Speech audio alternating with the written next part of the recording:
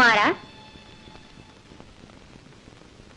శుక్రవారపు పొద్దు సిరిని విడువద్దు, దివ్వెనూదగవద్దు, బువ్వనెట్టద్దు, తోబుట్టువుల మనసు కష్టపెట్టద్దు, సంజమలి సంజ నిదురపోవద్దు, మా తల్లి వరలక్ష్మి నిను వీడదపుడు, మా తల్లి వరలక్ష్మి నిను వీడదపుడు.